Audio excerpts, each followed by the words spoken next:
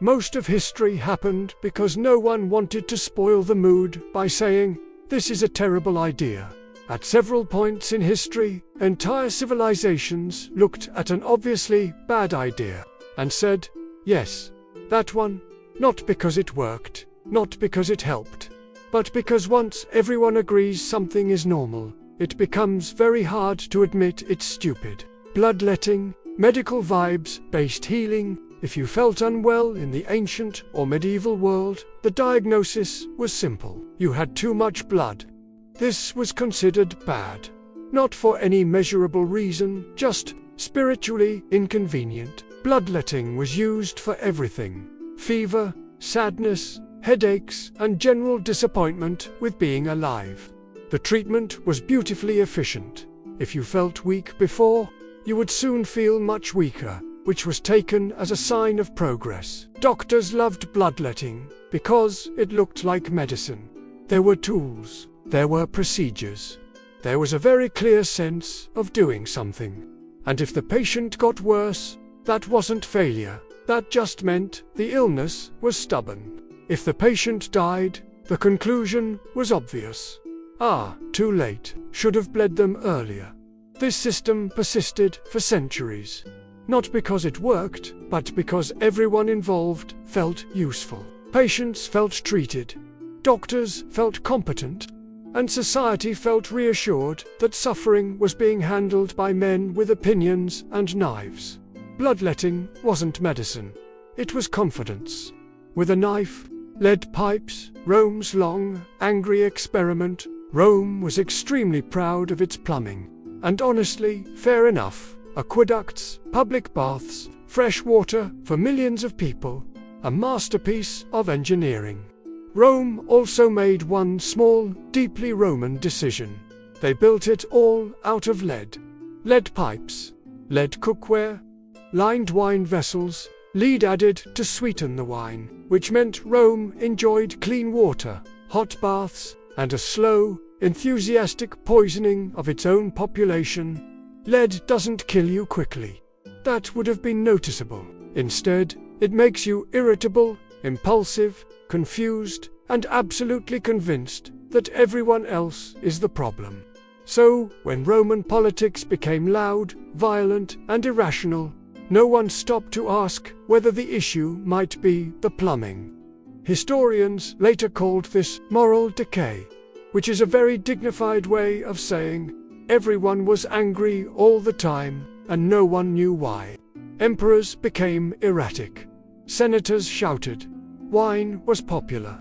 Decisions were made with enormous confidence and very little follow-up. Rome didn't fall because of barbarians at the gates. It fell because everyone was mildly poisoned and yelling. And yes, this explains so much. Medieval animal trials, yes, really. At some point in the Middle Ages, Europe decided that if something caused harm, it should probably be put on trial. This included people, this included ideas, and occasionally, this included animals, pigs, rats, insects, even beetles. They were formally charged. They were assigned lawyers. They appeared or were represented in court. Because when something goes wrong, and you don't know why, the natural response is paperwork. A pig might be accused of murder. A swarm of locusts might be charged with theft. Rats were summoned repeatedly, and famously failed to appear. Their lawyer argued this was due to unsafe travel conditions, and the court accepted this. Sentences were handed down with great seriousness.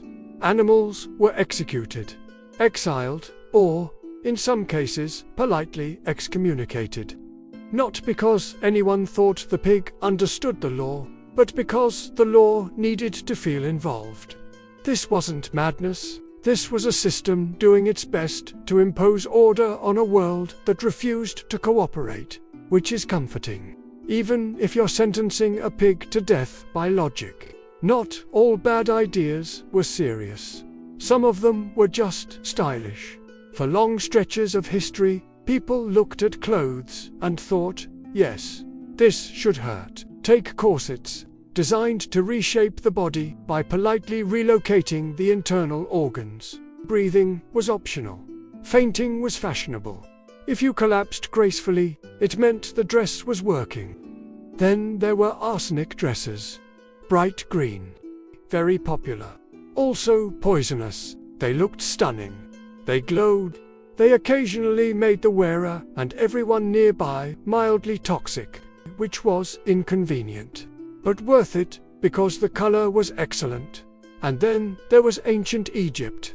They wore lead-based eyeliner coal, not because it was fashionable, though it was, but because they believed it protected the eyes. In tiny doses, the lead compounds triggered an immune response that helped fight eye infections common along the Nile. So for once in history, a dangerous substance accidentally worked just enough to reinforce the habit for thousands of years. The Egyptians thought it was magic. It was actually chemistry doing them a small favor while quietly sharpening a knife behind its back. Powdered wigs were another triumph. Heavy, greasy, often alive. They attracted insects, collected dirt, and sometimes caught fire. Which sounds dangerous, but at least everyone involved looked important while it happened. And just when you think fashion couldn't get bolder, the early 20th century arrived and said, what if beauty, but radioactive? Radioactive face creams, radium soaps, glow-in-the-dark beauty treatments. The logic was flawless. If it makes watchers glow, imagine what it can do for your skin. Spoiler, it did not moisturize.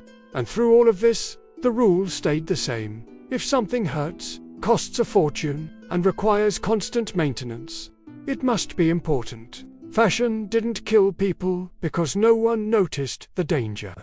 It killed people because everyone agreed this was the price of looking correct. Which is comforting, in a way, because, at least this time, no one pretended it was medicine.